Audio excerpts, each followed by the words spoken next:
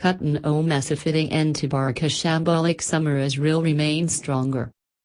The Catalans promised further signings after bringing in Ousmane Dembele, but no new additions followed and Los Blancos still looked to have the edge.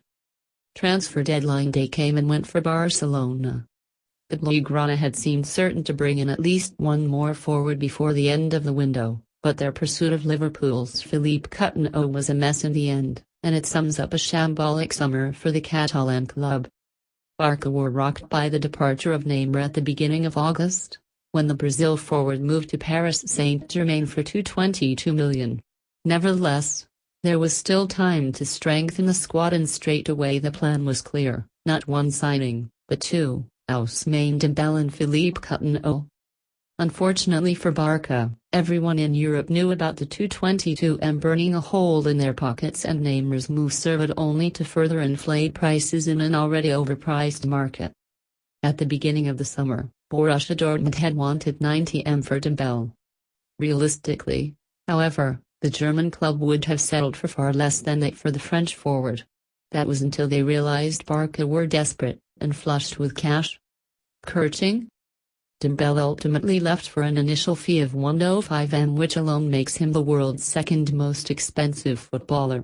On top of that, though, Barca agreed to pay up to 42M in variables and 33M of that is almost guaranteed in clauses such as the player making 50 appearances for the Catalan club, which he should manage in one season, and the Blaugrana qualifying for the Champions League in the next 5 seasons, which they have done every year since 2004.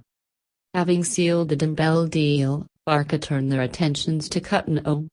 But Liverpool had said all summer long that the Brazil midfielder was not for sale, and despite assertions from the Catalan media that he would arrive, nobody in England expected him to move.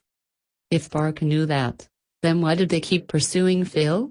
Had they learned nothing from the energy wasted in chasing Marco Verratti earlier in the summer?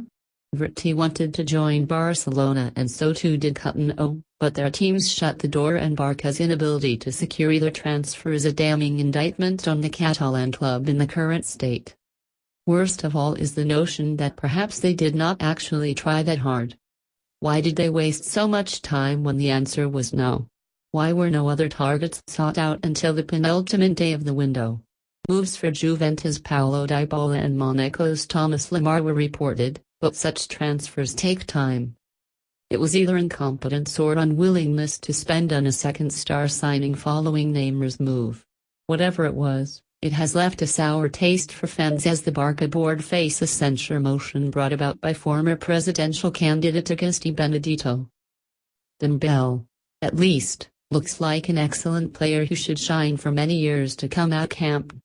The France forward is only 20 and should go straight into this team after Neymar's exit.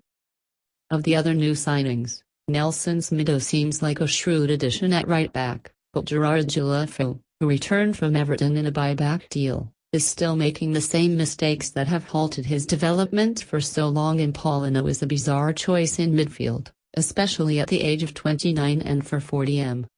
Barca have signed players that don't fit into the system, Xavi said in an interview with Marca this week.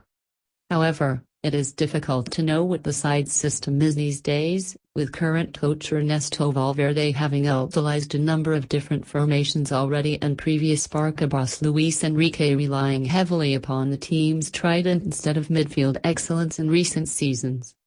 In the meantime, Barca missed out on both Dani Ceballos and Theo Hernandez to Real Madrid this summer and Zinedine Zidane's side.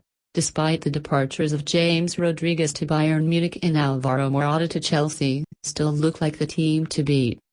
Madrid could have done with signing another striker as backup to Karim Benzema after Morata's exit, while the injury to youngster Jesus Vallejo has left them somewhat short in defense after Pepe left for Besiktas. However, Los Blancos' squad is still tremendous, and after Barca's summer of discontent and Atletico's transfer ban, which included failure to bring back Diego Costa in time for January, the Spanish and European champions appear well placed to dominate again, both at home and on the continent.